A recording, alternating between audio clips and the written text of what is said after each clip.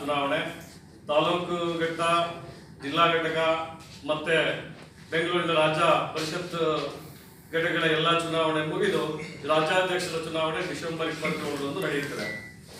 ಅದರ ರಾಜ್ಯಾಧ್ಯಕ್ಷರ ಅಭ್ಯರ್ಥಿಯಾಗಿ ನಾನು BP ಕೃಷ್ಣೇಗೌಡ ಹಾಸನ ಜಿಲ್ಲಾಧ್ಯಕ್ಷರಾಗಿ ಸ್ಪರ್ಧಿಸಿದ್ದೇನೆ. ಅದೇ ರೀತಿ ನನ್ನ ಜೊತೆಯಲ್ಲಿ ಖಜಾಂಚಿ ಅಭ್ಯರ್ಥಿ ಶಿವರುದ್ರಯ್ಯನವರು ಕೂಡ ನನ್ನ ಜೊತೆಯಲ್ಲಿ ಸ್ಪರ್ಧಿಸಿದ್ದಾರೆ. ಈ ಚುನಾವಣೆಗಳು ಪ್ರಾರಂಭವಾದಕ್ಕಿಂತ ಈ ಸಂಘದಲ್ಲಿ ನಡೆದಿರುವಂತಹ ಅಕ್ರಮಗಳ ಬಗ್ಗೆ, ನಡೆದುಕೊಂಡ ರೀತಿಗಳ ಬಗ್ಗೆ ತಿಳಿಸಬೇಕಾಗಿದೆ. ಅದು ಸಂಘದ ಕಟ್ಟಡ ಅಲ್ಲ ಸರ್, ದಯಮಾಡಿ ತಿಳ್ಕೊಳ್ಳಿ. PWD ಕಟ್ಟಡ ಇಡೀ ರಾಜ್ಯದಲ್ಲಿ ಯಾವುದೇ PWD ಕಟ್ಟಡಕ್ಕೆ ಹೋದ್ರು 200 ರೂಪಾಯಿ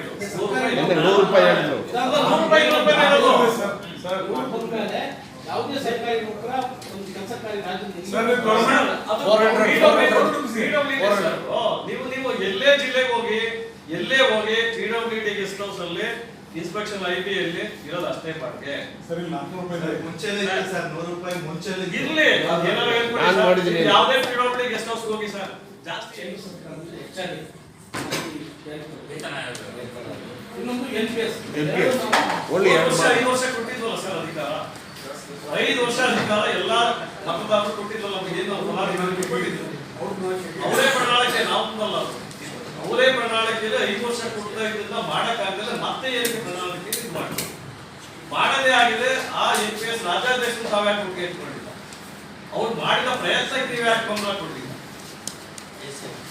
ನೀವು 14 ದಿವಸ ಉಪನ್ಯಾಸ ಸತ್ಯಾಗ್ರಹ ಮಾಡ್ತಾರೋ ಎಲ್ಲಿ ಸೌಜನ್ಯಕ್ಕಾದ್ರು ಭೇಟಿ ಮಾಡಬೇಕು.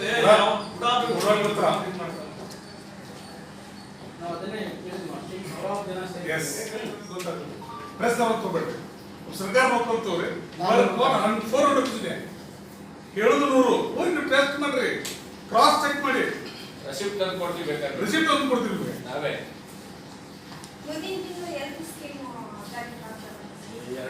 ನಾಳೆ ಮಾಡ್ಲಿದ್ದೇನೆ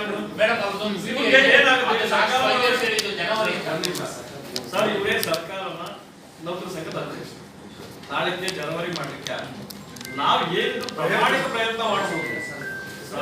ಸರ್ಕಾರದ ಜೊತೆ ಮಾತುಕತೆ ನಡೆಸಬಹುದು. ನಾನು ಜಾರಿ ಮಾಡ್ತೀನಿ ಅಂತ ಹೇಳಕ್ ನಾನೇ